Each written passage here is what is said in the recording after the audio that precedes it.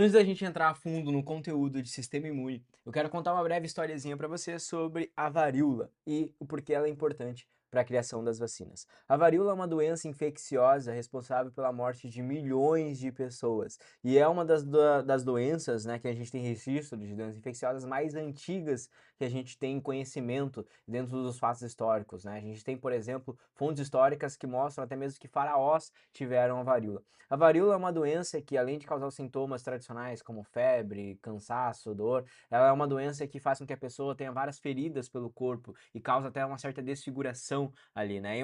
Além disso, claro, leva à morte. Bom, a varíola, por exemplo, tem alguns registros que, quando ela começou a surgir, as pessoas começaram a tentar buscar algumas formas de prevenção, ou seja, tentando realmente sobreviver a essas infecções da varíola. E tem registros antigos lá da China, por exemplo, onde eles tentavam buscar uma forma de prevenção, pegando alguém que estava infectado, retirando ali um pedacinho da ferida e colocando no nariz de forma nasal para que aquela pessoa fosse infectada ali intencionalmente e com isso tentasse criar talvez uma prevenção, se tornasse imune. Lembrando que nessa época eles ainda não tinham nenhum conhecimento sobre vírus, sobre bactéria, nem nada do tipo. Bom, esse procedimento aqui foi conhecido como variolação e é óbvio que ele não deu tão certo assim, porque a gente não conseguia controlar a intensidade da doença. Então a pessoa, ela colocava ali, mas querendo ou não, ela ia acabar ficando infectada e a doença se expressava, ela poderia morrer. E além disso, ela se tornava agora um vetor viral infectando outras pessoas. Dentro disso, a gente foi conseguindo ali evoluir dentro da história. A gente sabe que a varíola, por exemplo, chegou em outros povos, inclusive ela é responsável principalmente pela morte de vários povos indígenas com a chegada, por exemplo, de europeus aqui na América, né? Já que aqui os povos indígenas não tinham imunidade contra esse tipo de vírus invasor, não é? E aí dentro disso, lá por volta do século XVIII, tem um personagem importante na nossa história chamado Edward Jenner. Edward Jenner foi um pesquisador aqui que estava em contato com essa questão da varíola, né? Estava em contato em pesquisas relacionadas à questão de prevenção para essas doenças e ele ficou sabendo que havia pessoas que haviam sido infectadas pela varíola que era de um outro animal, uma outra espécie no caso, que não tinha sido infectado por um humano, tinha sido infectado por uma vaca. E aí dentro disso a gente tinha descoberto que havia também a varíola da vaca e que quando humanos eram infectados pela varíola da vaca, eles se tornavam imunes à varíola, que era a principal vetor ali, no caso, que os humanos pegavam, né? E aí dentro disso ele começou a estudar isso, e começou a estudar então a varíola bovina, ali a varíola da vaca, né? Pensando na ideia de que a gente poderia tentar se infectar com a varíola da vaca e talvez isso poderia gerar uma resposta imune. E é claro que ele teria que fazer um experimento sobre isso. A varíola bovina é um tipo de varíola, né?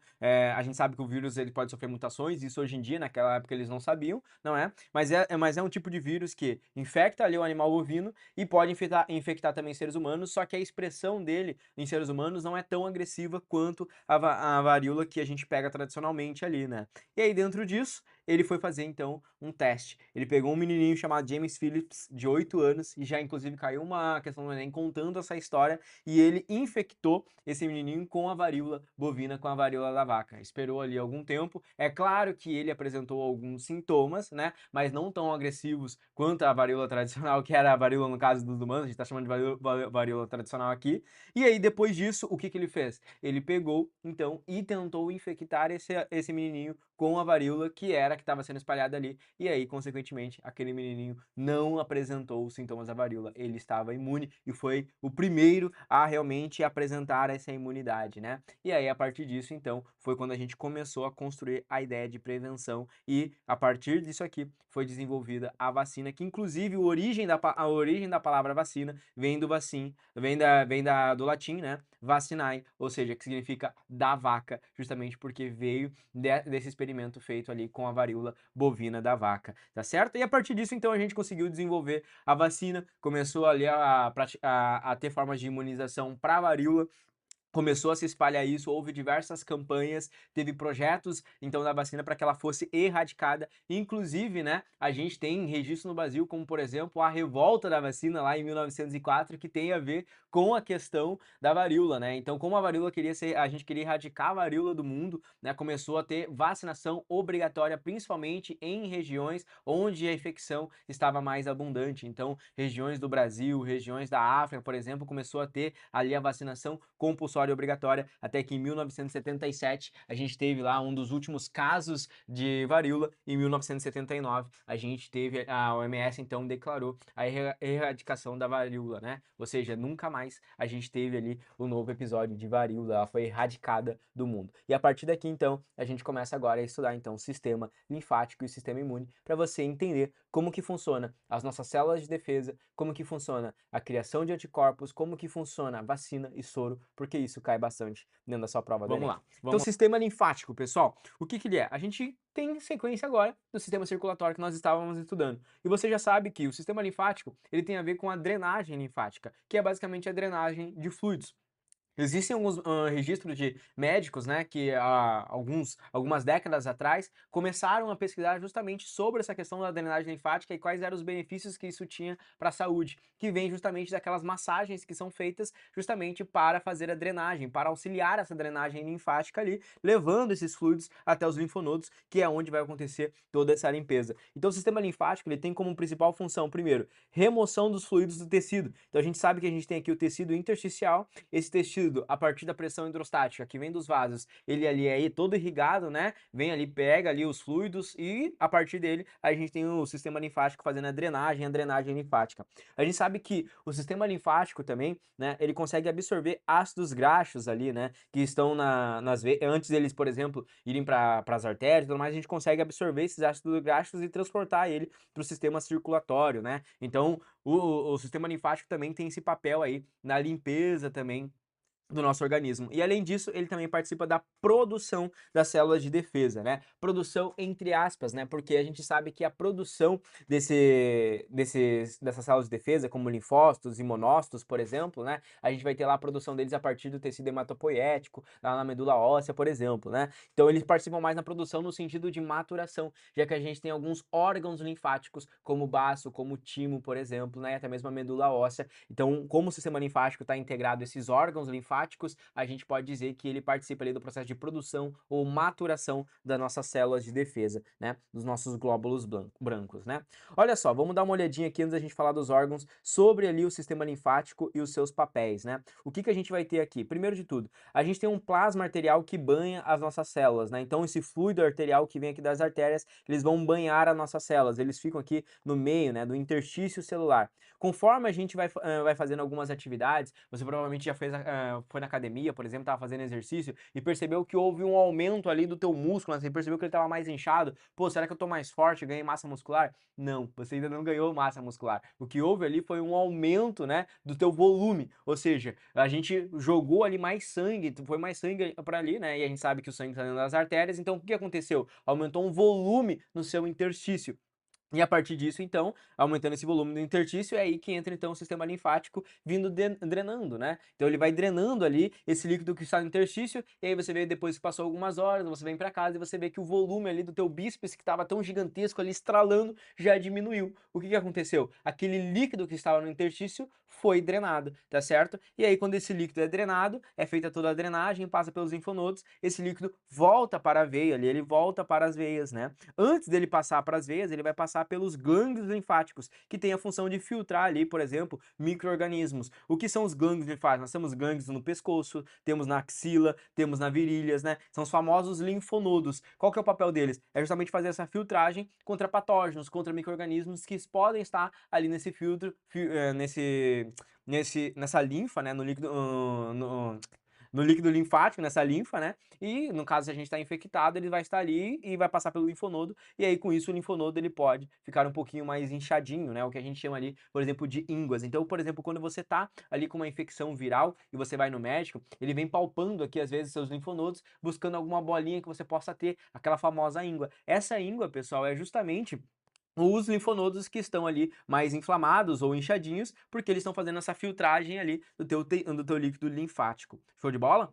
Vamos falar aqui um pouquinho sobre os órgãos linfáticos. Quais são os que a gente vai ter, tá? A gente divide os órgãos linfáticos entre primários e os secundários, tá, pessoal? Quais são os primários? Primeiro deles, a gente começa com a medula óssea, tá? A medula óssea, ela produz ali as nossas células sanguíneas e ela também participa da maturação dos linfócitos B. Nós temos ali dentro das nossas células de defesa linfócitos B e linfócitos T. E eles participam ali de funções essenciais do nosso organismo. Imagine, por exemplo, que os linfócitos B são ali aqueles que, se a gente tivesse na nossa célula, né, eles seriam mais grandalhões na porta ali, né, da entrada da nossa célula, impedindo que esses micro-organismos entrem ali e infectem a nossa célula. Quando passa pelo primeiro mecanismo de defesa, que são os linfócitos B, eles vão encontrar então os linfócitos T, que são mais específicos, como se fossem agentes policiais que já estão ali dentro da célula esperando, opa, passou, e eles vão específicos ali tentando ali matar esses micro-organismos e muitas vezes pode até mesmo matar as nossas células, tá certo? Então o que a gente sabe? Que os órgãos primários a gente vai ter ali na medula óssea, ele produz as células de defesa e também a medula óssea participa da maturação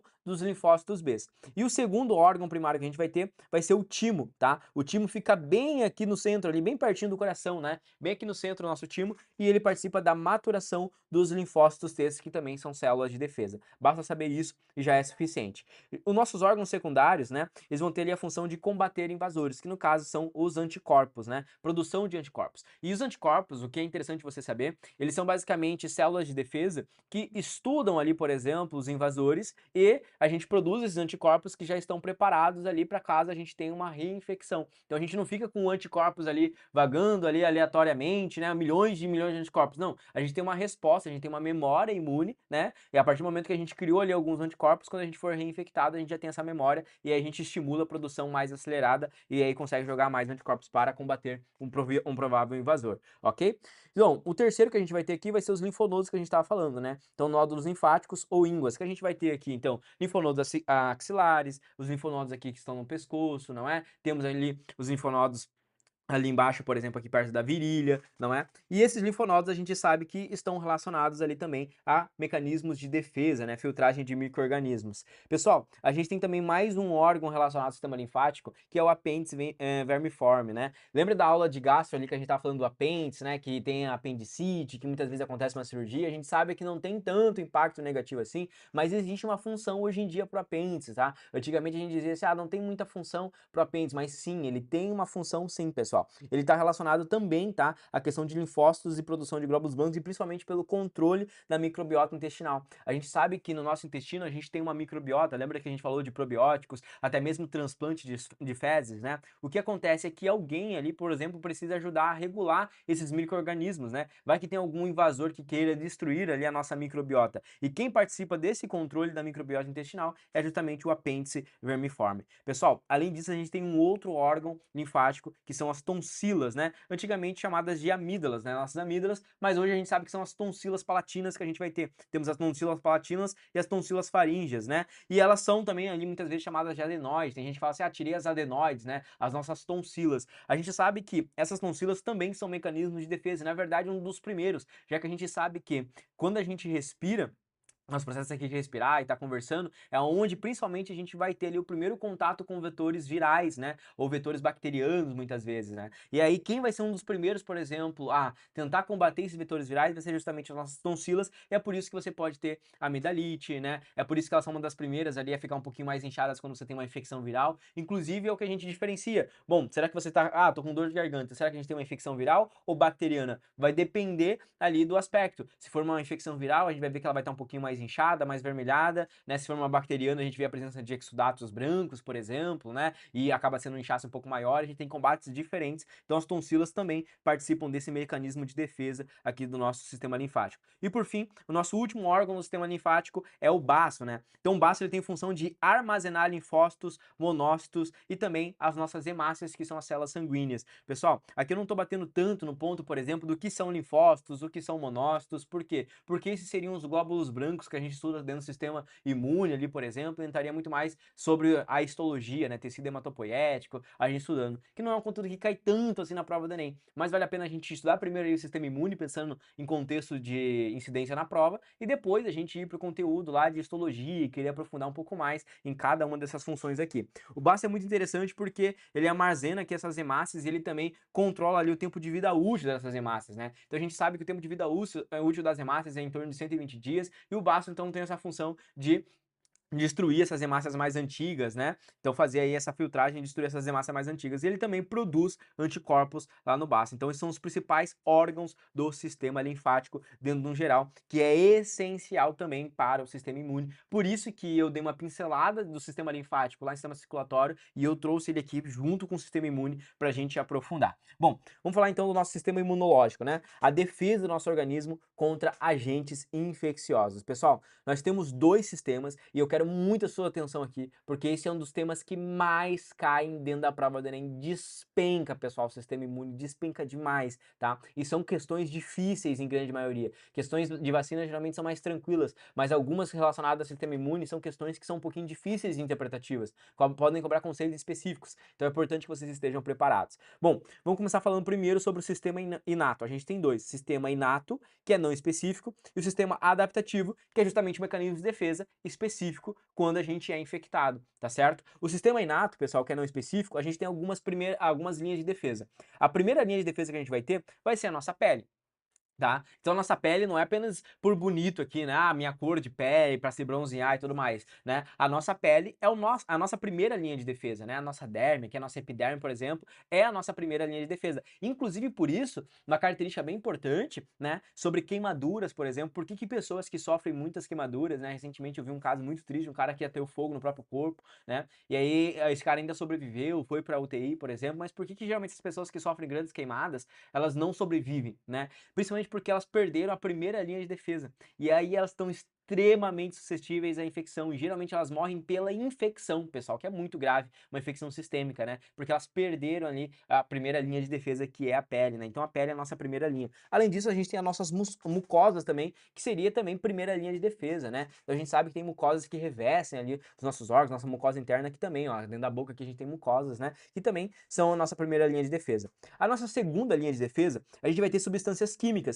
que atuam ali, claro, também, né, ajudando a destruir ali potenciais invasores, né, que possam querer nos infectar. Um exemplo delas é lá no nosso estômago a gente tem um ácido clorídrico, então daqui a pouco quando você come, e pô, comi ali aquele alimento, será que aquele alimento está infectado? Pô, meu amigo, caiu lá dentro do estômago, pH de 2, ácido clorídrico ali queimando e destruindo a grande maioria dos agentes infecciosos. Então ajuda aqui as substâncias químicas, né? As lágrimas também ajudam bastante nessa questão. A gente tem aqui o canal lacrimal, a gente sabe que as lágrimas possuem proteases, né? E essas proteases também são essenciais para a defesa e para destruir também micro-organismos. A gente também tem algumas células inespecíficas, né? Que são células que ajudam na defesa, que são os famosos glóbulos brancos. Então a gente tem neutrófilos, eosinófilos, macrófagos, que são células de defesa que vão ali, por exemplo, ó, fagocitar potenciais invasores. Neutrófilos e macrófagos, por exemplo, macrófagos são maiores, né?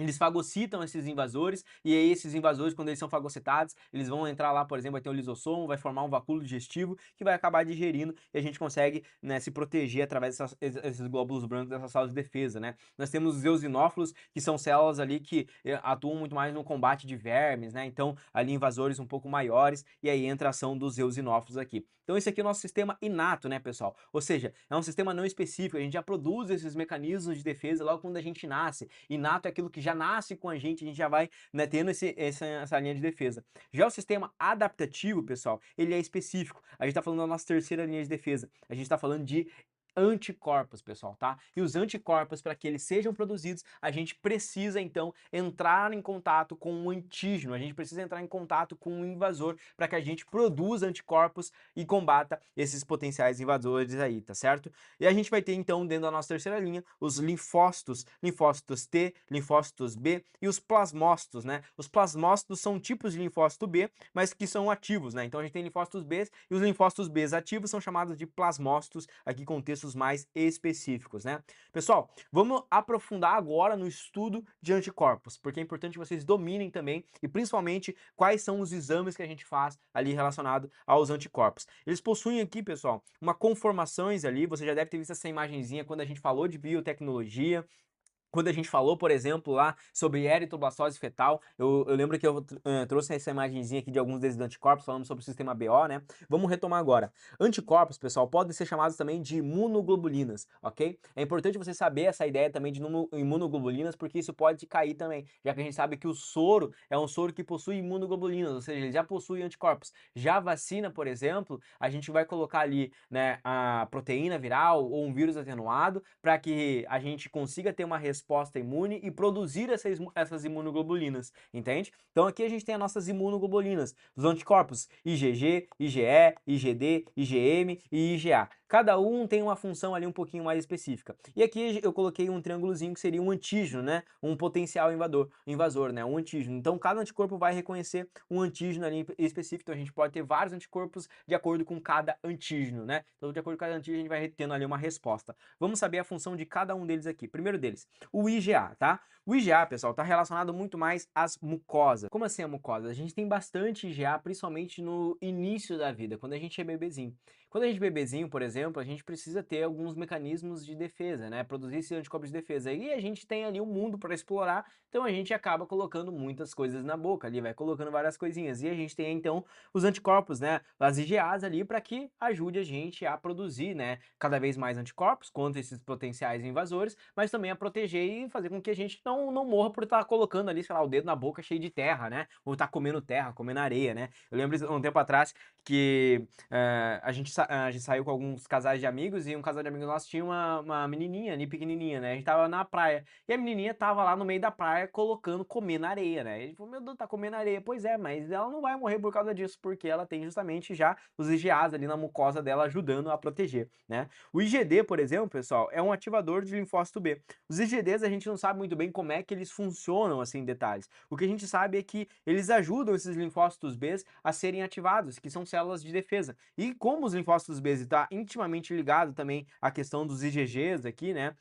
Dos IgMs também, ali que são as células de primeiro momento, né? Então, os linfócitos B ajudam ali a ativação e produção dos anticorpos IgM, que é a nossa primeira linha de defesa a ser ativada quando a gente é infectado. Então, a gente sabe que o IgD também está relacionado a isso. O IgE, pessoal, tá? Está relacionado à alergia, né? Não sei se alguém aqui tem rinite ou alguma doença alérgica, né? Ou, por exemplo, alergia a gato, ou alergia, por exemplo, a poeira, ou alguma coisa do tipo. Quando a gente vai fazer um teste alergênico, a gente vai medir ali IgE.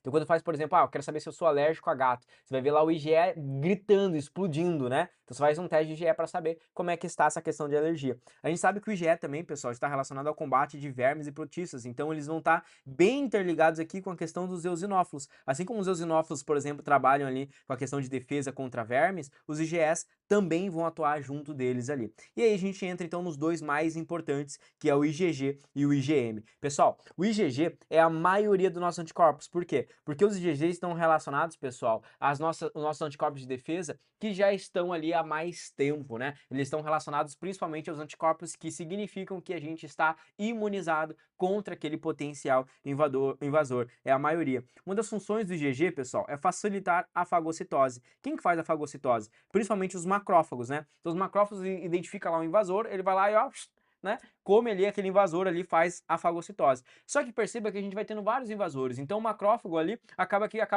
tendo um processo até mais lento de fazer essa fagocitose. O IgG tem esse potencial de ser um marcador, ou seja, um auxiliador. Ele vai lá e marca esse invasor, facilitando o macrófago então identificar e fazer a fagocitose. Então o macrófago não vai ficar procurando ali, tentando reconhecer quem que é invasor. Ele só vê quem está marcado, carimbado ali pelo IgG e já vai fazendo a fagocitose ali desses invasores, né? E o IgG então realmente ali então acaba, né, sendo o principal indicador de imunização. Por exemplo, a gente vai fazer um teste, né? Um teste da Covid, por exemplo, né? Como é que eu vou saber se eu estou imune contra a Covid? Ao fazer o teste contra a Covid, eu preciso ter o IgG positivo, porque o IgG vai mostrar que eu estou imune. Já o IgM vai mostrar que eu estou infectado. Então, quando a gente fazia o teste da Covid, por exemplo, a gente estava medindo ali IgG e IgM. Se o meu IgM desse positivo, significa que eu estou com a infecção viral ativa, acabei de ser infectado, infecção recente. Se eu estou com o meu IgG ativo, significa que eu estou imune. Renato, pode ser que eu tenha IgG e IgM ativo? Pode acontecer também. também, tá? Mas cada um deles aqui tem uma forma de dizer ou de corresponder. O IgG, não sei se você lembra, ele também é o anticorpo relacionado ali da grávida, né? Por quê? Porque ele consegue passar pela placenta. Lembra, por exemplo, que a gente tem o fator RH e do sistema BO?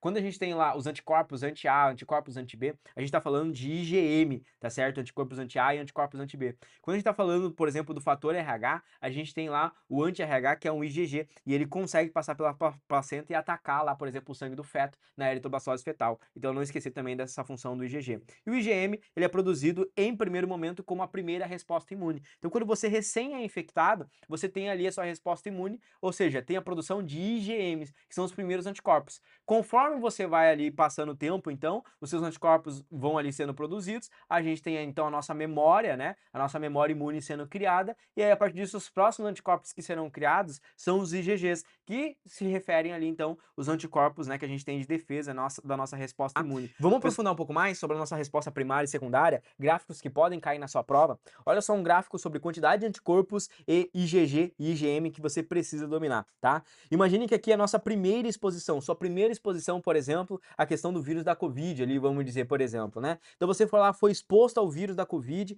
e aí você, na primeira exposição, você produziu ali IgMs. Logo depois que você começa a produzir IgM, você começa a produzir então IgGs, que são a resposta imune. Bom, produzir, conseguir ali me recuperar e aí dentro disso diminui a quantidade de anticorpos. É claro, esses anticorpos possuem vida útil. Eles não vão ficar ali para sempre ali a mesma quantidade de anticorpos, eles vão diminuindo, tá certo? Quando você for reinfectado, por exemplo, aí explode a produção. Então olha só, a partir do momento aqui que você for exposto novamente, a sua segunda exposição, você já tem IgGs que vão reconhecer aquele invasor. E aí o IgG consegue produzir, ou seja, tem uma resposta mais rápida, né? Consegue produzir mais anticorpos, é por isso que a curva ela é bem mais alta aqui, porque você tem IgG e IgMs sendo produzidos, tá certo? Lembre-se, não é porque você já produziu IgG que você não vai produzir mais IgM. IgM você vai produzir, só que agora você tem IgM e IgG sendo produzidos juntos, né? E com isso você tem uma resposta mais eficiente aí. Essa primeira exposição, então, gera a sua memória imunológica. Guarda essa palavra.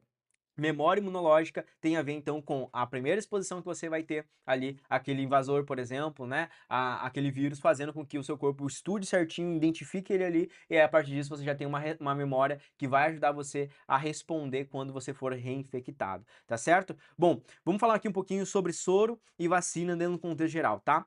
O que é o soro? O que é a vacina? O soro, pessoal, ele é terapêutico e a vacina ela é profilática. Ou seja, o soro ele já contém os anticorpos, tá certo? O soro serve para tratar, ele é tratamento, mas o soro ele não vai te dar imunidade. Ou seja, o soro não tem a capacidade de te dar imunidade. Você pode, por exemplo, tomar um soro e aí ser reinfectado e vai ter os mesmos sintomas de novo. Ou seja, você não vai estar imune, ok? Então o papel do soro é entrar ali, por exemplo, colocar em você direto já ali os anticorpos, tá? Às vezes a gente pensa no soro, aquele que você vai no hospital lá, vai tomar um sorinho na veia, né? Onde você tem lá, por exemplo, sal e água, né? Os sais e água ali, por exemplo. Sim, aquele ali é um tipo de soro que você está tomando ali, soro de hidratação, tá certo? Aqui é um outro tipo de soro, que é justamente um soro utilizado quando você é infectado, ou, por exemplo, a gente tem soros antiofídicos, por exemplo, né? Quando você sofre lá uma picada de cobra, uma picada, por exemplo, de aranha, por exemplo, né? E aí você precisa desse soro antiofídico para poder ali ter anticorpos que vão combater ali aquela infecção ali, aquela contaminação, tá certo? Já a vacina, ela é profilática, ela é preventiva,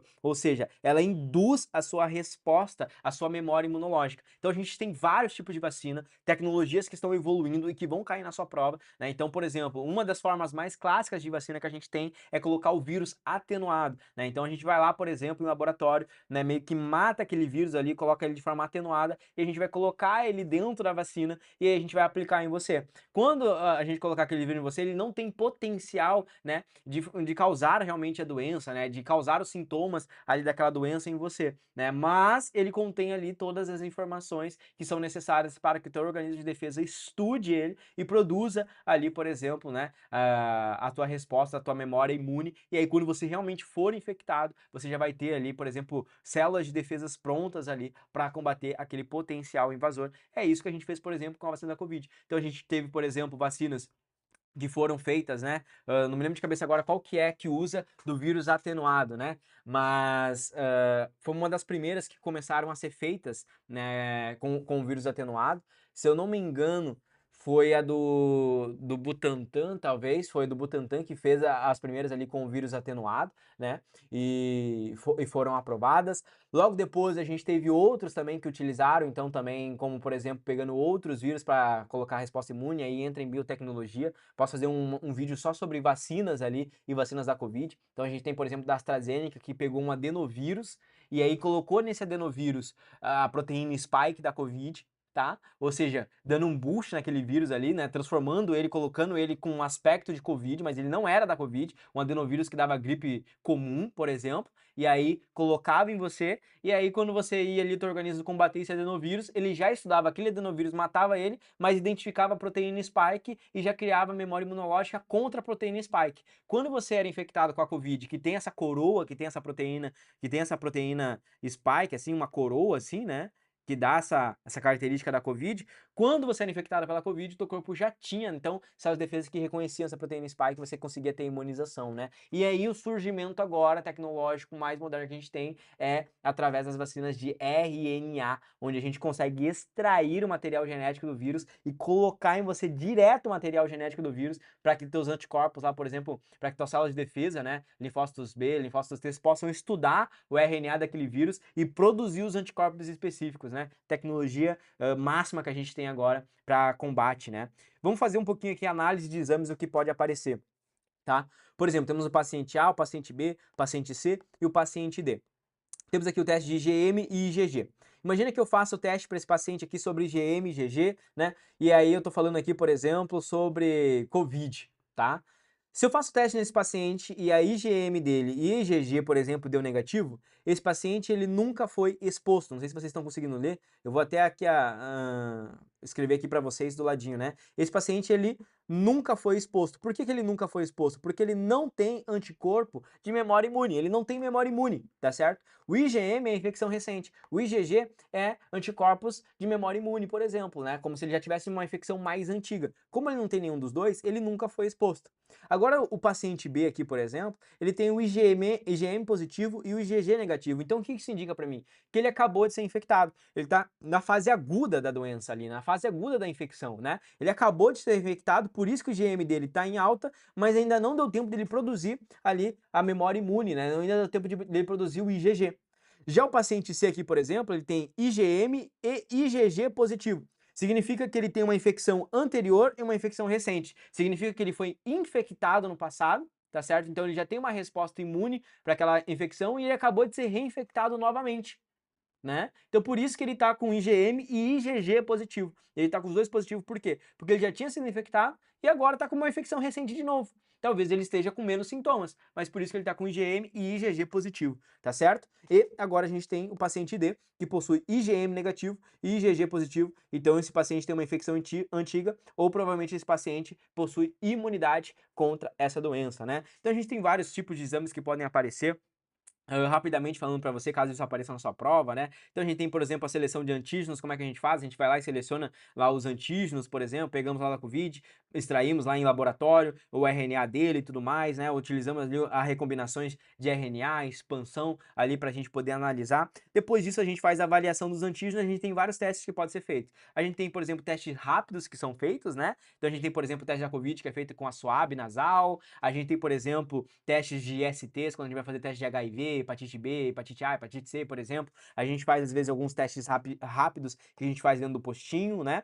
A gente tem o teste ELISA, que é um teste mais específico e mais ali, por exemplo, que dá uma informação mais precisa pra gente da infecção, né? Então ele precisa, por exemplo, de coleta sanguínea. Então a gente pega lá um banco de sangue, depois faz toda uma avaliação lá, por exemplo, fazendo uma comparação entre os antígenos e tudo mais. Então o teste ELISA, ele acaba sendo um pouquinho mais específico e demora mais dias para sair. Então a gente tem teste rápido e tem o teste ELISA, que acaba sendo um pouco mais específico, né? E aí esses testes que a gente vai fazer, às vezes, de ISTs, por exemplo, né? Digamos que a gente vai fazer lá, por exemplo, o teste ELISA ali, por exemplo, né? Ou vai fazer algum outro teste rápido, né? E a gente vai, por exemplo, lá fazer um teste lá contra HIV, contra, por exemplo, hepatite B, por exemplo, contra, por exemplo, hepatite C, né? Aí o que acontece? Vou fazer lá um teste contra HIV, hepatite B e hepatite C, né?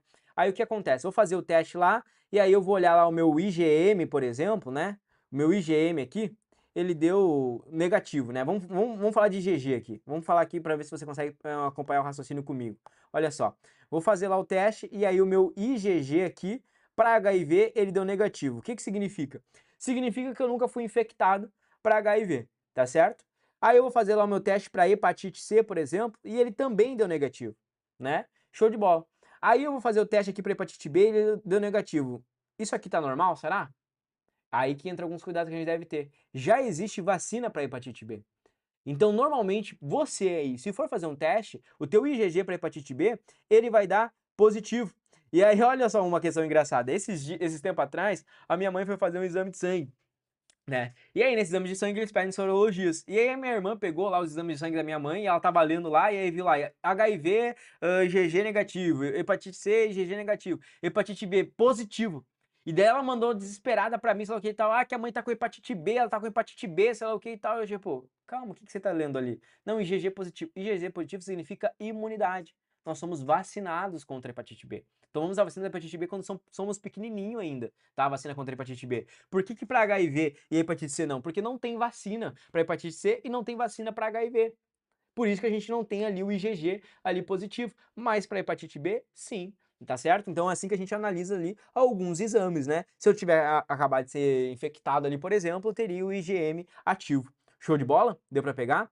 Vamos falar um pouquinho sobre expansão clonal e memória imune, como é que funciona, tá? Imagina que aqui, pessoal, tá? Como é que funciona a criação desses anticorpos, né? A maturação deles, por exemplo. Eu tenho aqui uma célula ovo, uma célula tronco, né? A gente sabe que essas células tronco, elas vão dar origem a diversas células. Dessa célula tronco, pessoal, vai ser produzido ali linfócitos, né? Então vai ser produzido nossas células de defesa, linfócitos B, linfócitos T. Nesse processo de produção dos linfócitos, vão ser produzidos de vários tipos. Alguns desses linfócitos, pessoal, atacam nossas próprias células. Podem atacar, por exemplo, o nosso próprio sangue, pode atacar, por exemplo, até mesmo o nosso pâncreas ou alguns outros órgãos, né? Atacam nossas próprias células. Esses linfócitos que atacam nossas próximas células, eles costumam ser destruídos, o que a gente chama de eliminação dos autos reativos, ou seja, aqueles que são autoimunes. E quando esses anticorpos não são destruídos, aí você tem uma doença autoimune. Pessoas que possuem doença autoimune é porque elas têm anticorpos que estão atacando o próprio corpo dela.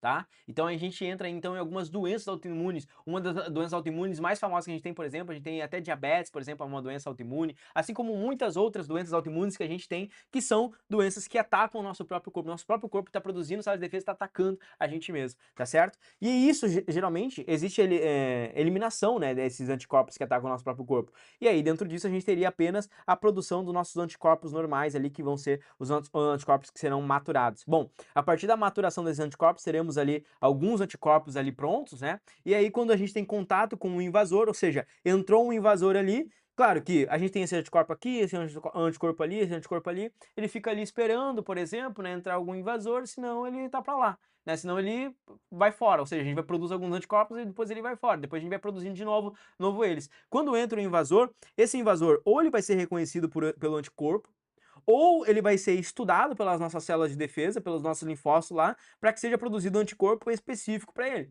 tá? E aí, dentro disso, a partir do momento que o nosso anticorpo reconhecer ali, ó, nossas células de defesa reconheceu que esse é invasor, o que ele vai fazer? Ele vai fazer vários clones. Isso aqui que é a expansão clonal. Quando ele reconhece esse invasor, ele começa a produzir vários clones para que possam proteger.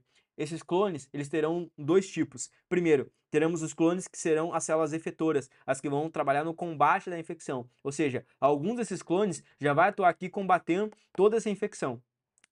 Desses outros clones serão memórias ali de defesa, né? Formarão ali então as células de memória, né? Nossa memória imune. Então, quando a gente, por exemplo, tem um invasor, entrou, nossa célula de defesa vai lá, consegue reconhecer aquele invasor, né? Consegue estudar ele ali, reconhecer aquele invasor e começa a se clonar, fazer vários clones de anticorpos. Alguns vão ser ali as células efetoras que vão atuar no combate daquela infecção e outras células serão células imunes que ficarão ali esperando caso haja uma reinfecção para que a resposta seja cada vez mais rápida, tá? Para a gente fechar, vamos falar sobre imunização passiva e ativa, que também cai na prova do Enem. O que é a imunização passiva, tá? A imunização passiva, pessoal, é quando o indivíduo recebe anticorpos. A gente tá falando de soro aqui, tá? Então ele vai receber direto os anticorpos. Ele não desenvolve memória imune, tá certo? A gente só consegue, por exemplo, ali combater aquela infecção naquele momento, mas a gente não vai ter expansão clonal, não vai ter ali resposta, criação da memória imune, tá certo? Ela é temporária, ou seja, a gente combate aquela infecção e ela tem um objetivo de ser remediada, ou seja, é como se fosse um remédio para aquela infecção que a gente está tendo ali, tá certo? E o que ela tem como principal imunização passiva, né? Como é que a gente consegue ela? Uma das primeiras é a nossa nutrição placentária. Então, claro, a partir ali do desenvolvimento do feto com a mãe, a partir da nossa nutrição placentária, a gente já vai tendo ali uma imunização passiva, né, que vai ajudando a gente a criar essa resposta imune. Por isso que a nutrição placentária e a amamentação, ela é essencial pela questão ali imune do bebezinho. Se o bebezinho ele não amamenta, ele também não está recebendo ali essa imunização que a mãe passa para ele. E ele está mais suscetível a infecções e justamente morrer por essas infecções porque ele ainda não conseguiu, por exemplo, produzir anticorpos necessários. Quando a mãe amamenta ele, a mãe está passando anticorpos dela para o bebê, que vai ajudar ele ali, por exemplo, a combater infecções de possíveis patógenos que podem chegar até ele. Então essa aqui é uma das principais imunizações naturais que a gente tem, a imunização. Nossa mãe passando ali anticorpos diretamente pra gente através da amamentação e até mesmo através da placenta. Já a forma artificial da gente ter essa imunização é através do soro, que tem o objetivo de tratar. Então, uma das formas de soro que a gente tem, por exemplo, são soros antiofídicos, né? Então, por exemplo, eles são feitos lá em cavalos. Como é que é feito, né? A gente pega o cavalo, ele é muito resistente, tá? Então, a gente vai pegar, por exemplo, quero produzir um soro antiofídico, por exemplo, a picada de cobra, né? A gente vai utilizar, por exemplo, um cavalo para fazer isso. Como é que é feito? A gente coloca, por exemplo, uma dose não letal, né? Uma dose bem baixinha no cavalo. Colocamos lá. O cavalo vai começar a produzir alguns pequenos anticorpos.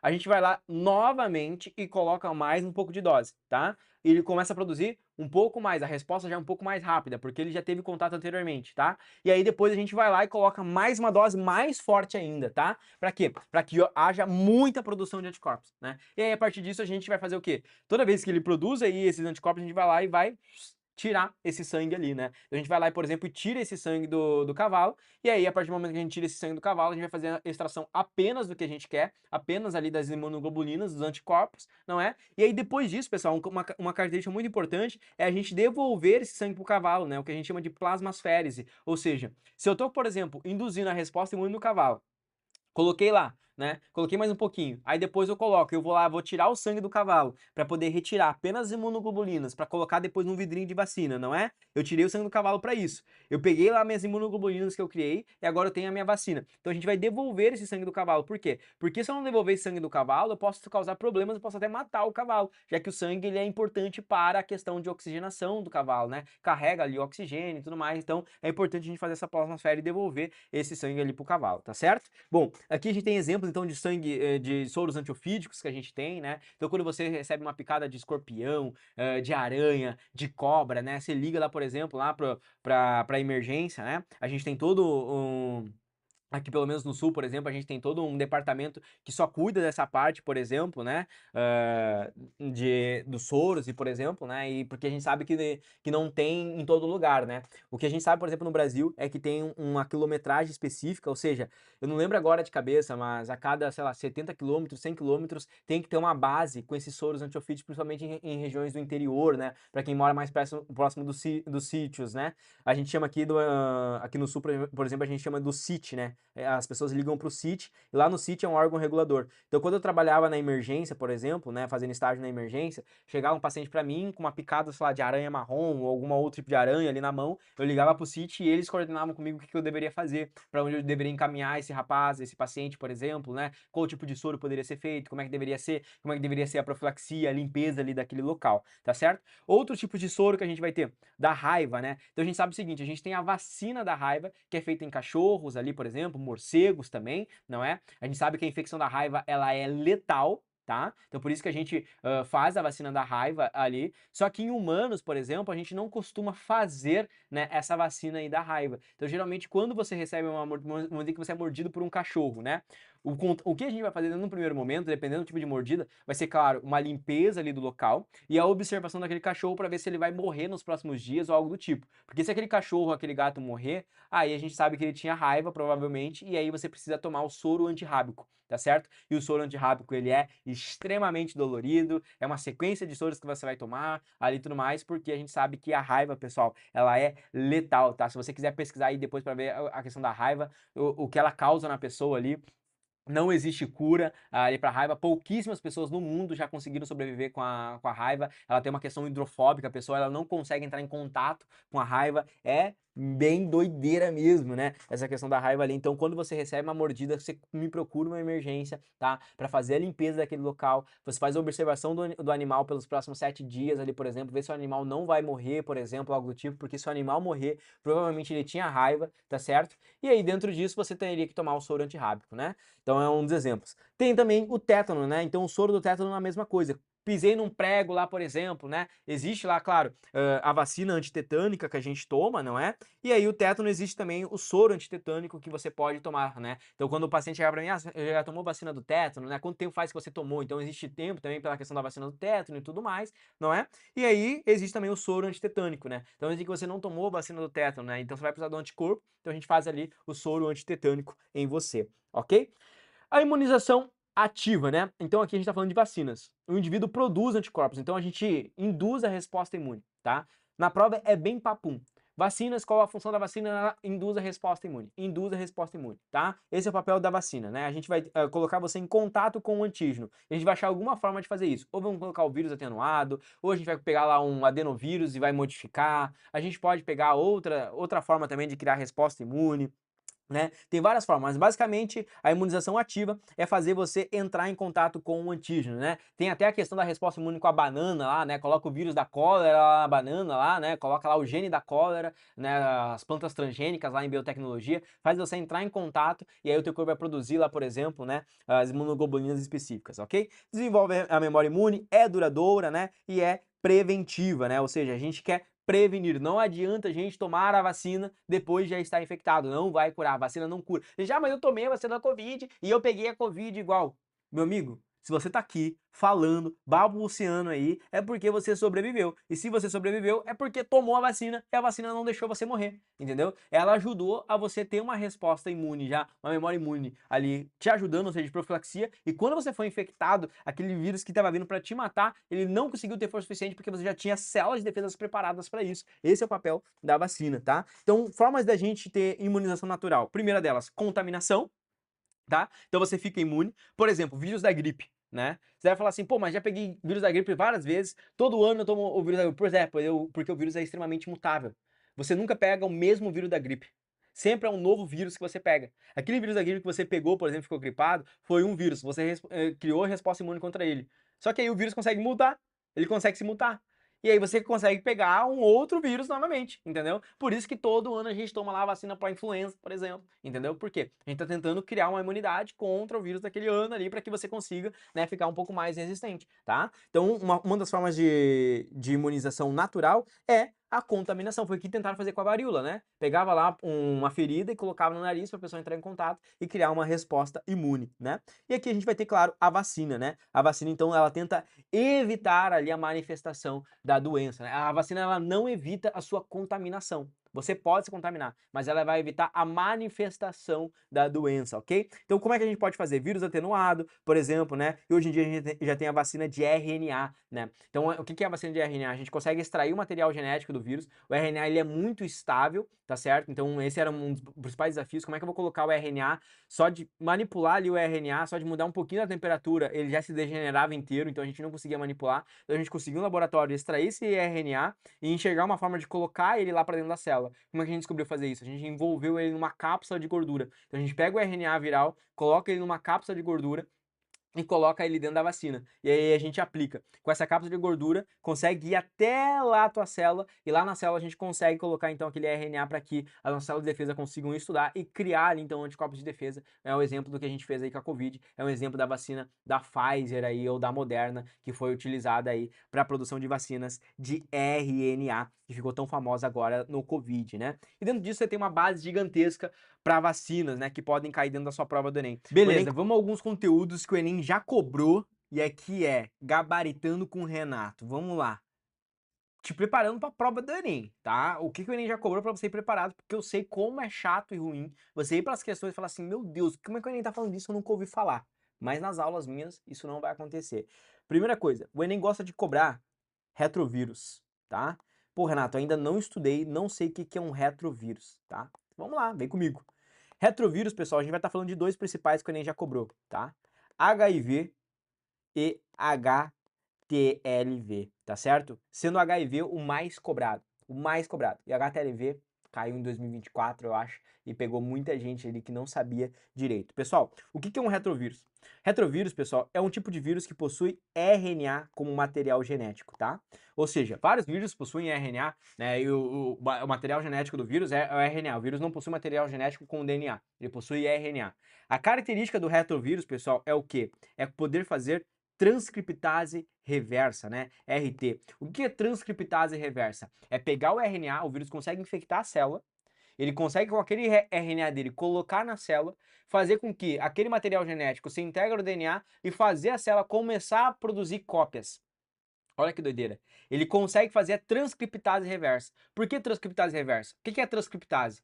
A gente não pega, por exemplo, o DNA, abre o DNA. Quando a gente abre lá o DNA, por exemplo, vem lá a RNA polimerase, lê ela e faz o RNA mensageiro. Do RNA mensageiro, vai lá para os ribossomos e começa a produzir proteínas. Olha o que o vírus faz. O reverso. É o RNA indo para o DNA e fazendo o DNA produzir cópias. É o contrário. Não é o DNA mandando o RNA produzir lá. Agora é o RNA mandando o DNA fazer cópias. Ah, que doideira, que problema. E é por isso que é um vírus tão mortal, não é? Então a gente tem aqui RNA, por exemplo, um dos principais deles que é o HIV. O que o HIV faz, pessoal? O HIV vai agir em células de defesa, principalmente então as nossas células de defesa, nossos linfócitos, tá? Linfócitos T, tá? E especialmente o CD4, tá certo? Linfócitos T, CD4, ok? O que o HIV faz? O HIV, pessoal, ele destrói, ok? Ele destrói os linfócitos T. Resumindo, ele destrói o teu sistema de defesa. Por que a pessoa vai morrer por causa do HIV, tá? Ela vai morrer porque ela vai perdendo o sistema imune. Ela vai perdendo as células de defesa. Então vai chegar um momento em que ela não tem linfócitos T. E aí, meu amigo, até um sopro, um vírusinho ali de gripe vai matar aquela pessoa. A pessoa morre. Qual que é a face do HIV, tá? A pessoa definhando, a pessoa perdendo o sistema de defesa, a pessoa vivendo doente, né? Um dos primeiros sintomas de HIV é a pessoa viver doente. Ela tá sempre doente, fala assim, pô, mas caramba, minha imunidade tá baixa, minha imunidade tá baixa, minha imunidade tá baixa. Esse é um dos principais sintomas já iniciais ali do HIV, né? Então ele destrói ali os linfócitos CD4. E o HTLV, pessoal, tá? O HTLV, pessoal, também age nos linfócitos, tá? Nos linfócitos T, CD4. Só que, ao contrário do HIV, o que ele faz? Ele estimula a produção dos linfócitos T. Então, quando ele invade ali as células do linfócito T, ele estimula a proliferação e a produção. E, pessoal, células se multiplicando e proliferando te lembra o quê? Proliferando, crescendo, crescendo, célula. Isso lembra o que, pessoal? Câncer, exatamente. Então o HTLV, o que ele causa, pessoal? Ele vai causar um câncer, que a gente chama de linfoma, tá certo? Linfoma, né? Ele pode levar ali a uma leucemia dos linfócitos T ou até mesmo um linfoma, tá certo? Ou seja, já caiu esses dois no Enem relacionado a retrovírus, falando de HIV, destruição dos linfócitos T, né? Então queda da imunidade, e HTLV, que pode levar a câncer. Já que estamos falando aqui de HIV, vamos falar também de um assunto que o Enem já cobrou, que é a ação dos antirretrovirais, tá? Antirretrovirais aqui, ok? Já que estamos falando aqui, por exemplo, de retrovírus, tá? A gente sabe que o HIV, por exemplo, a pessoa se infectou com HIV, tá? Tive uma relação lá, por exemplo, com uma pessoa que tinha HIV, vou lá, por exemplo, né, procurar lá uma unidade de saúde, me mandaram então tomar lá um coquetel que é um antirretroviral, ou a pessoa já é infectada, ela toma o coquetel. O que esse coquetel tem? O que são esses antirretrovirais? Quais seriam as ações dele, tá? Primeira ação que ele vai ter, tá, pessoal? Ele tem o papel de inibir, tá? Então, alguns desses antirretrovirais têm o papel de inibir a transcriptase reversa, não é? Já que os retrovírus não pegam, por exemplo, o RNA para infectar células humanas e obrigar células humanas a fazer ali, ou seja, integrar esse RNA ao DNA para que ocorra a multiplicação e a infecção das outras células através do processo de transcriptase reversa. Então, um dos principais papéis dos antirretrovirais é inibir a transcriptase reversa, né? Seria a primeira coisa que ele faria. A segunda coisa que esses antirretrovirais fazem é inibir, tá? Inibir a integrase. O que a integrase faz? A integrase, bom, mesmo que eu consiga fazer a transcriptase reversa, tá? eu posso inibir a integrase, que vai fazer com que o RNA se integre ao DNA, tá? E quando o RNA se integra ao DNA, é a partir daqui que vai ocorrer a multiplicação celular. É a partir daqui que vai contaminar as outras células. Se eu conseguir inibir a integrase, eu vou impedir que o RNA consiga se integrar ao DNA e eu impeço a multiplicação ali celular, a multiplicação da infecção.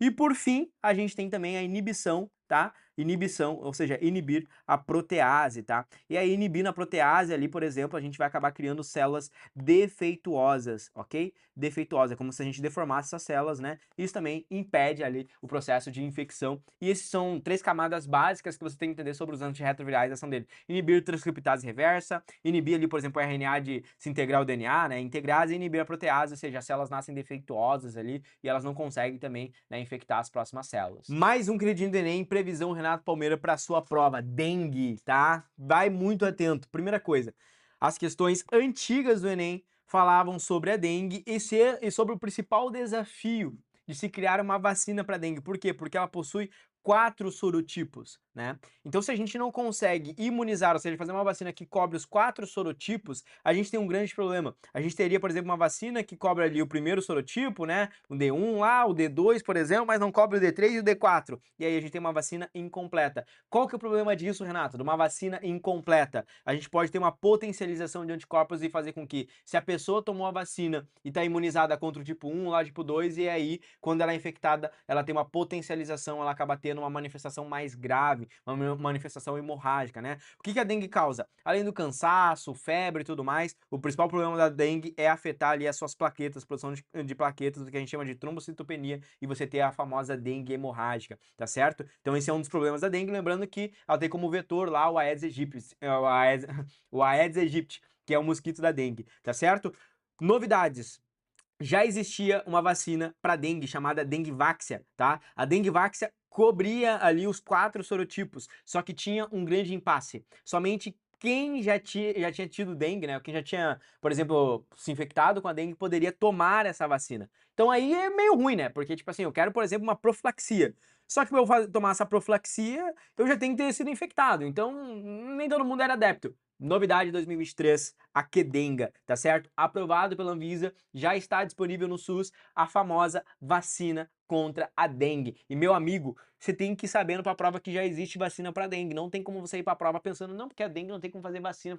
Já existe, já tem lá a vacina com o vírus atenuado, cobrindo os 4 sorotipos. E a principal novidade, qualquer pessoa pode tomar essa vacina da dengue, claro, dentro dos limites de idade, lá entre 4 e 60 anos de idade e tudo mais. Mas qualquer pessoa pode tomar e a vacina cobre os 4 sorotipos da dengue. Então, a partir de 2023 já está disponível. Então, quando a gente vai fazer questões do Enem da dengue, a gente pega o Enem de 2009 a 2022, 2023 ali, só fala que a dengue tem o desafio lá dos sorotipos, etc e tudo mais. A partir de agora, meu amigo, o jogo mudou. Já existe vacina para dengue e você tem que ir preparado para sua prova, porque isso aí pode cair também. E é fato que eu não poderia deixar de fora o nosso famoso Covid, SARS-CoV-19, né? E principalmente as vacinas. Não tem como ir para a prova do Enem pensando em vacina e não saber como funciona cada uma das vacinas da Covid. E é justamente delas que a gente vai falar aqui, tá? Com essa animação do canal Nostalgia do Castanhari, um ótimo canal que eu já recomendei para vocês. Posso deixar na descrição depois ali o vídeo que vocês podem assistir com a narração deles, tá? Eu vou usar a minha narração aqui e o meu jeito de explicar para falar para vocês como funciona a Covid e também como funciona a questão da vacina da Covid. Então, olha lá. Nós temos ali a nossa célula, tá, pessoal? O que acontece, né? Imagine que a nossa célula ali, por exemplo, pessoal, tá? Ela possui uma portinha. E lá dentro da nossa célula tem lá o núcleo da nossa célula, tá certo? Tem lá o núcleo da nossa célula bem protegidinho, bonitinho, né? Qual que é a grande característica do Covid? O Covid, pessoal, ele possui uma proteína, tá? Que é chamada de proteína S, proteína spike. E essa proteína tem o potencial de abrir essa portinha, ou seja, fazer com que consiga abrir lá a nossa célula e infectar ela, tá? Olha só, a proteína S, ela funciona no modelo chave-fechadura, e o Enem já cobrou exatamente esse texto, né? A proteína S spike funciona no modelo chave-fechadura, onde a proteína faz com que o vírus consiga invadir ali a nossa célula, tá? Então ele vai lá, por exemplo, consegue invadir, e quando ele entra na nossa célula, ele começa a infectar ela, espalhar, e ele mata a nossa célula, né? E aí o que acontece, por exemplo, se ele começar a matar, por exemplo, células lá que estão no seu pulmão, consequentemente, você vai ter os sintomas clássicos da Covid, que é o sintoma da síndrome respiratória aguda aí que a gente vai ter, né? Por isso que a gente tem ali SARS, né? Se você não sabe SARS, a gente tem síndrome aguda respiratória, né? Uma sigla em inglês, para justamente, e aí o CoV, né? SARS-CoV, então vem de síndrome respiratória, CoV de Covid, a gente já teve o SARS-CoV-2 em 2002, e a gente teve o SARS-CoV-19, uma mutação do SARS-CoV, então, em 2019 ali, né? E do Covid, de 2019, teve várias mutações, por isso que a gente tomou uma vacina, 2 vacinas, 3 vacinas, 4 vacinas, 5 vacinas, porque ele foi fazendo mutações e a gente precisava ali de novos mecanismos de defesa potencializar. E o que acontece? Bom, a gente tem ali então alguns sistemas, né? E a gente tem a ideia do sistema imune. Olha só, vamos falar agora sobre os linfócitos B e T, que eu estava explicando aqui na aula. Bom, temos os linfócitos B e os linfócitos T.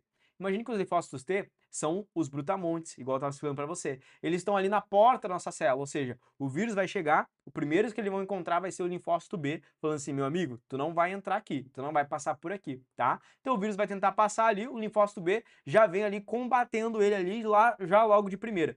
Só que, claro, né, dentro disso, né, o que que vai acontecer? O vírus consegue muitas vezes passar por esses linfócitos B, né? Então é interessante que a gente consiga ter essa noção. Então o vírus às vezes consegue passar ali por esses linfócitos B, e aí o que que eles vão encontrar? Vão encontrar os linfócitos T, que seriam como se fossem os policiais da nossa célula, nossa tropa de elite. Eles vêm matando ali muitas vezes esses invasores, né? E muitas vezes ele causa até a morte da célula. Pô, tem uma célula lá que já está infectada, que já está cheio ali, por exemplo, né? Fazendo replicação do vírus, por exemplo, a gente destrói aquela célula para que ela não possa infectar as próximas, né? Então também aí entra uma ação dos linfócitos T aí, tá certo? Então é importante você saber fisiologia que a gente estava falando agora já do linfócito B e dos linfócitos T. Daí você pode perguntar, mas Renato, se a gente tem esse mecanismo de defesa, por que que a gente não faz essa resposta celular logo de cara? Então o Covid infectou, a gente vai lá e responde ele. Bom, a grande questão é que a gente possui uma memória imune, né? Só que a gente possui uma memória imune, ou seja, a memória inata, a memória adaptativa, de acordo com o que a gente viveu ao longo da vida, de acordo com o que a gente adquiriu, de acordo com as vacinas que a gente tomou. Mas imagine que a gente seja ali, por exemplo, infectado por um vírus que a gente não conhece, né? A gente vai procurar lá o nosso livro, a nossa memória imune, e a gente não tem. Pô, eu tenho ali, por exemplo, o vírus da gripe, que desse ano eu já tomei a vacina, já fui infectado por esse vírus da gripe, eu já conheço ele. Catapora, peguei na infância e já conheço. Se eu pegar catapora de novo, a gente mata. Sarampo, mesma coisa. Cachumba, mesma coisa. Hepatite A, hepatite B, tô lá vacinado, né? Não vou pegar. Então a gente já tem lá o nosso livrinho de receitas e memória. E se surgir, por exemplo, um vírus que a gente não conhece? Que não está ali na nossa memória, no nosso livro de receitas, né? Que a ideia é, quem é esse Pokémon? Gostei dessa animação aqui. Quem é esse Pokémon, por exemplo, né? E é justamente isso. O vírus consegue invadir a nossa célula e a gente demora para ter uma resposta imune. E aí, se a gente demora para ter essa resposta imune ali, a gente não consegue combater, e aí com isso o vírus já está se replicando, já está destruindo as nossas células, e aí com isso a gente não consegue sobreviver, né? Claro que isso vai afetando todo o nosso metabolismo, né? E aí que surge então as vacinas. As vacinas da Covid-19 vieram então para quê? Para criar na gente uma resposta imune, para que quando a gente fosse infectado, para que quando a gente fosse infectado, a gente não, por exemplo, tivesse a manifestação do vírus ali na sua forma mais grave, né? Então ele impede ali a manifestação ali da infecção, né? Combate o vírus, ou caso você manifeste, você não vai manifestar ali, por exemplo, com sintomas tão graves quanto as pessoas que chegaram ali, por exemplo, a pararem, por exemplo, numa UTI ou acabarem sendo mortas, né? Então, olha só, o que que a gente faz na vacina? A gente coloca ali para eles estudarem. Primeira delas, a Coronavac. Coronavac, ou a vacina também do Butantan, o Butantan também utilizou, então a gente teve essa consonância entre o que estava sendo desenvolvido nos Estados Unidos, o que estava sendo desenvolvido na Rússia, na China e aqui no Brasil, a gente precisava produzir para cá também para baratear isso aqui, né? Então, olha só, a primeira delas é a vacina do Butantan, a Coronavac é a famosa também vacina chinesa, né? O que que eles utilizaram? Bom, a Coronavac e a vacina chinesa utilizaram o clássico, né? O vírus atenuado. Então a gente vai lá, por exemplo, vai lá em laboratório, meio que mata esse vírus, né? Atenua ele, coloca ele lá dentro da vacina e coloca ele para dentro da nossa célula. Esse vírus não tem a capacidade de causar lá, por exemplo, a infecção, de causar replicação viral e tudo mais. Então ele não vai causar todos aqueles sintomas graves da Covid, né? Claro que você pode ficar com o braço um pouco mais dolorido, pode chegar a ter um pouquinho de febre, porque é a ação que está tendo ali dos seus mecanismos de defesa. Mas com isso, os nossos linfócitos B e os nossos linfócitos T conseguem estudar e a partir disso produzir lá os anticorpos. Aí a gente tem a AstraZeneca. O que que a AstraZeneca fez, né? Então a vacina da AstraZeneca já veio com um outro esquema.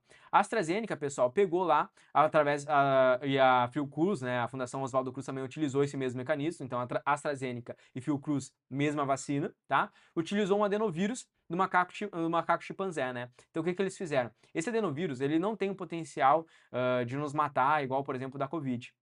Tá, ele causa uma gripe simples, uma gripe básica que não nos mataria. E aí eles pegaram esse adenovírus então e colocaram nesse adenovírus o quê? A proteína spike. Então, como esse vírus não tinha potencial de nos matar, eles só colocaram no vírus o quê? A proteína spike, dando um boost ali naquele vírus. E aí com isso, aí a gente colocava na vacina ali esse vírus, infectava a gente com esse adenovírus que não tem um potencial ali, por exemplo, né, de matar a gente ou causar um caso tão grave igual o da Covid, mas nele estava a proteína spike. Então, nossas células, quando iam, por exemplo, ali combater esse vírus, automaticamente anotavam no seu livrinho de receita como combater ali aquele adenovírus e, consequentemente, como combater vírus que possuem proteína spike. E aí, com isso, a gente criava a imunidade também com a Covid, né? E aí a gente tem a vacina da AstraZeneca que usou isso e também a Sputnik da Rússia. A Sputnik da Rússia usou a mesma ideia do adenovírus, só que agora usando 2 adenovírus. Então a gente criava uma imunidade ainda maior, né? Se com um a gente criava uma imunidade boa, com 2 vírus causava ali uma imunidade ainda maior, né?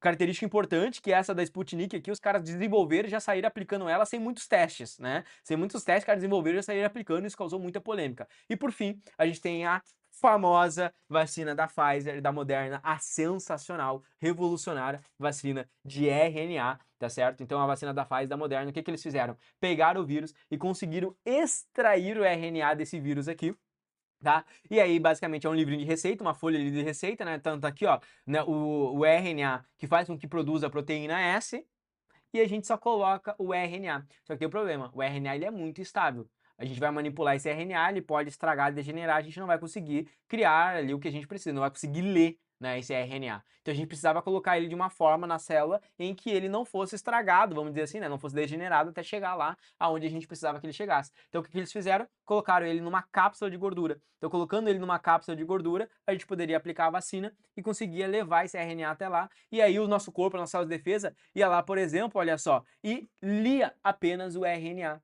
sem ter contato com o vírus atenuado, sem colocar um outro adenovírus, por exemplo, né? Porque às vezes você pensa assim, ah, por que que eu tomei a vacina da Covid e fiquei 2 dias de cama, meio cansado?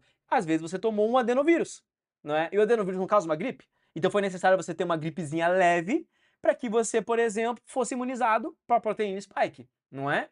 Às vezes, por exemplo, você tomou uma outra. Se você tomou da Pfizer, por exemplo, você não recebeu nem adenovírus e nem vírus atenuado. Recebeu direto apenas o RNA. Então aí talvez os sintomas fossem até melhores. Por isso que o RNA é tão revolucionário. Se eu consigo fazer uma vacina de RNA, por exemplo, aí entre biotecnologia, né? RNA desse vírus, eu consigo daqui a pouco fazer uma vacina de RNA de outro tipo de vírus, não é? Daqui a pouco eu consigo fazer uma vacina que pode trabalhar até mesmo com engenharia genética, não é? E colocar lá para dentro da sua célula, do seu DNA, um material genético, por exemplo, um gene que eu quero selecionado, né? Então esses aqui são os tipos de vacinas que a gente desenvolveu aí, né, com um código genético, e é importante que você esteja preparado para a prova do Enem. Com isso, a gente fecha grande parte aqui do conteúdo desse sistema imunológico, sistema linfático, fechando o sistema digestório já também, ou seja, a grande parte das questões que caem na prova do Enem sobre fisiologia, você já recebeu a grande parte do material teórico que você precisa, substrato teórico para resolver essas questões. É claro que muitos desses conteúdos ainda vão cair de forma específica, vai ter questões falando, por exemplo, de hepatite B, utilizando ali, por exemplo, bactérias para produzir a proteína da hepatite B que vai causar imunidade, vai ter outras questões falando, por exemplo, sobre doença de Chagas, falando sobre probióticos e vacinas, mas tudo isso envolve também a sua interpretação e a sua capacidade de aprender em cima das questões. O meu objetivo aqui é fazer uma aula para você extremamente completa para a prova do Enem e para a prova dos principais vestibulares, que te prepara dentro desse conteúdo teórico, mas vá com a cabeça também de aprender em cima das questões e usar cada uma dessas questões do Enem para se preparar para a prova que ainda vai vir. Não importa se você está acertando todas as questões das provas que já aconteceram, mas importa se você está acertando e se preparando para a prova que ainda vai acontecer. Então toda nova questão do Enem, toda nova questão de vestibular é um potencial para o seu aprendizado. Então não vá com a cabeça apenas de acertar, vá com a cabeça para as listas, com a cabeça de aprender o conteúdo, porque é isso que vai te preparar com alta qualidade para a prova do Enem. Um grande abraço, continua focado e estudando. Valeu, até a próxima.